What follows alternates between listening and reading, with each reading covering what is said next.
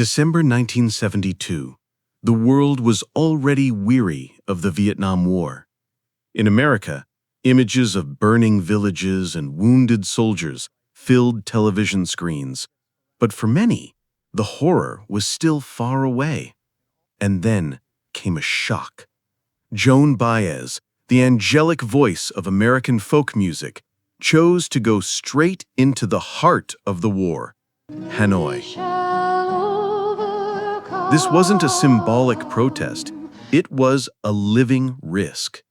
The city was under siege, bombed relentlessly in what history would call the Christmas bombings. Most foreigners were fleeing. Joan Baez walked in. And not only that, she sang. Her crystalline voice echoed beneath bomb shelters, piercing through fear and rubble. Why would a young woman, adored on the world stage, trade safety for fire and ashes? Was it idealism, naivete, or a deeper truth she needed to face? In that darkness, Baez kept a journal, recording what few outsiders ever witnessed. Later, those pages would inspire an album haunted by the sounds of bombs exploding over her songs. Everyone thought Joan Baez was just a protest singer, a symbol of peace. But behind this journey lies a far more unsettling truth. A truth about courage, vulnerability, and what it costs to stand against a war.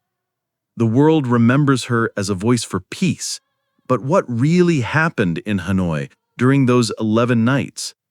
The answer is far darker and far more human than most people have ever heard. Joan Chandos Baez was born in 1941 in Staten Island, New York, into a world already trembling with war. Her father, a physicist of Mexican descent, and her Scottish mother raised her in a household of contradictions: science and spirituality, discipline and compassion. From the beginning, Joan was an outsider, too dark-haired in white suburbs, too gentle for a world that demanded toughness. As a child, Joan was plagued by shyness. She once described her young self as the kid who cried when others laughed. But in that fragile voice, high, clear, untrained, lay something extraordinary.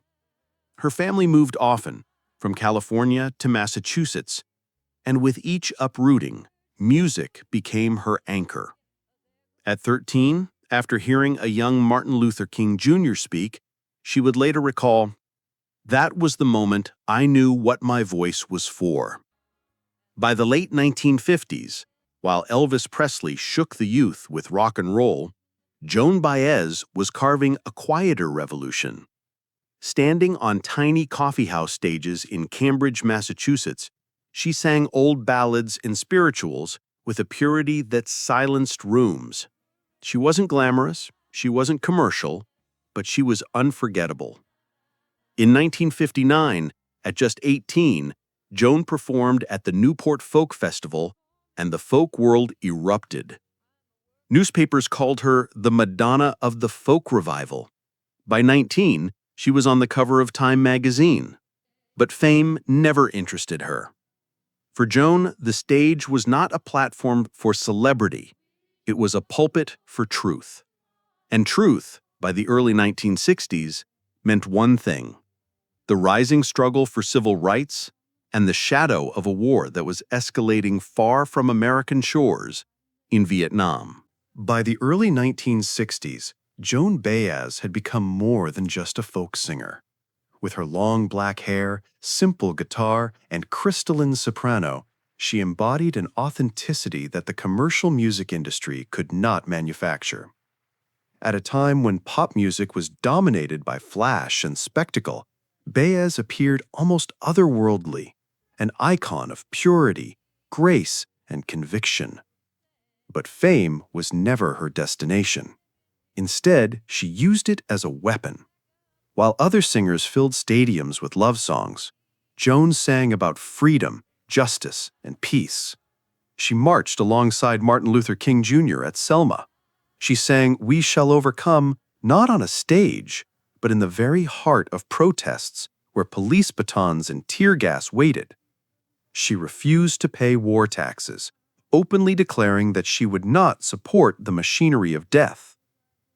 Her voice carried into the homes of millions, but what made it unforgettable was its moral weight. In 1964, when the Vietnam War escalated, Joan did not hesitate. She condemned it publicly, long before it was popular to do so. She urged young men to resist the draft, even sheltering draft resistors in her California Institute for the Study of Nonviolence. For this, she was surveilled, harassed, even jailed. But she never wavered. By the late 1960s, Baez had become the conscience of her generation. To her admirers, she was a saintly figure, a voice of hope in a country divided. To her critics, she was dangerous, unpatriotic, even naive. Yet it was precisely this courage to risk her reputation, her freedom, and even her life that made her unforgettable. And in 1972, as American bombs fell mercilessly on Hanoi, Joan Baez would prove that her convictions were not just words, they were actions, and they would lead her straight into the heart of a war zone. December 1972. America launched Operation Linebacker II, known to history as the Christmas bombings. For 11 days, waves of B-52s dropped thousands of tons of explosives on Hanoi and Haiphong. Civilians scrambled into shelters, hospitals collapsed, entire neighborhoods were flattened. For most of the world, it was a distant horror flashing across black and white television screens. But not for Joan Baez. While journalists and diplomats were fleeing the city, she was flying in. Accompanied by a small peace delegation, Baez landed in Hanoi on December 18th, the very day the bombings began. She would later recall the eerie silence before the sirens wailed and the thunder of bombs shaking the earth beneath her feet. Instead of hiding, Joan sang. Trapped in shelters with Vietnamese families, she strummed her guitar, her voice echoing through damp underground rooms.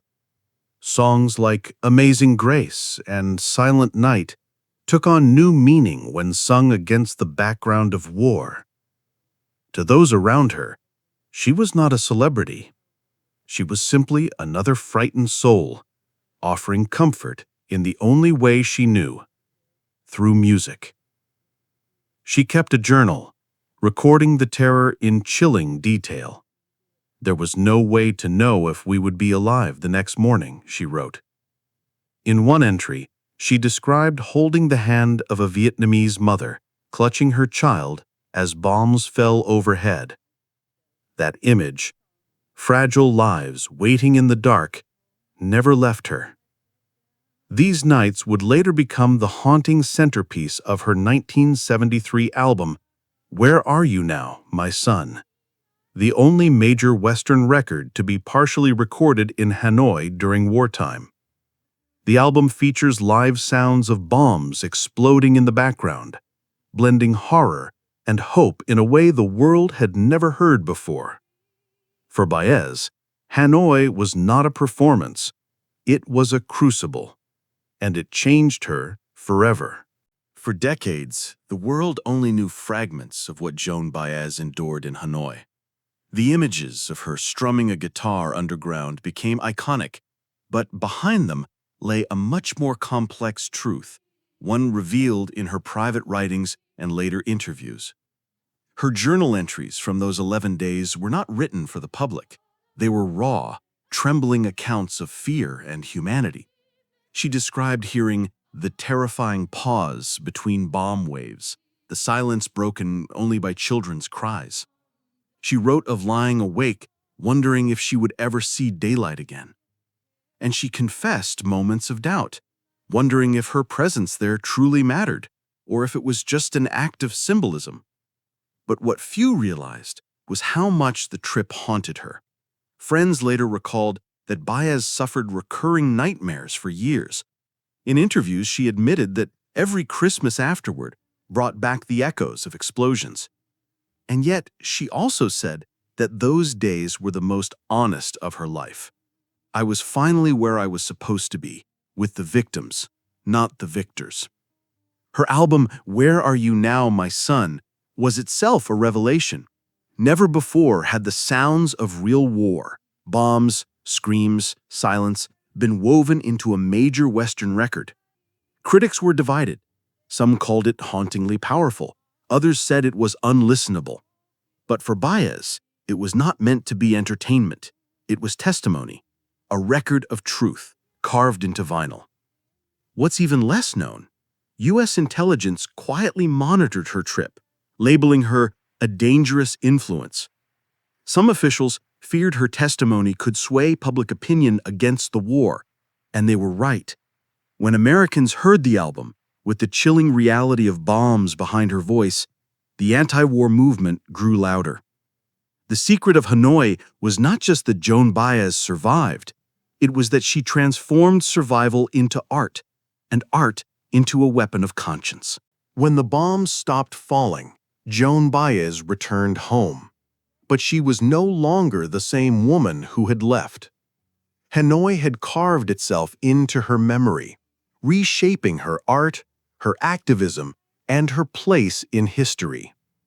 For many Americans, Baez became a controversial figure, a hero to those who opposed the war, a traitor to those who defended it. But beyond politics, her courage set her apart. Few artists had risked not only their careers, but their lives for the sake of truth. She had walked into war unarmed, carrying nothing but her guitar, and she had walked out with a voice even stronger than before. Her influence rippled far beyond the 1970s. Generations of musicians cite her as proof that music is more than entertainment. It is conscience, it is protest, it is memory. Her haunting album, Where Are You Now, My Son, remains a unique artifact in the history of recorded music, part documentary, part requiem. Today, as the world looks back on the Vietnam War, Joan Baez's journey to Hanoi reminds us of an uncomfortable truth. Sometimes, the most powerful act of resistance is not to fight, but to witness, to stand with the innocent, even when it means standing in the line of fire. And perhaps that is why, half a century later, her voice still matters. It wasn't just about songs. It was about courage, about refusing silence, about proving that even in the darkest night, a single voice can still pierce the noise of war.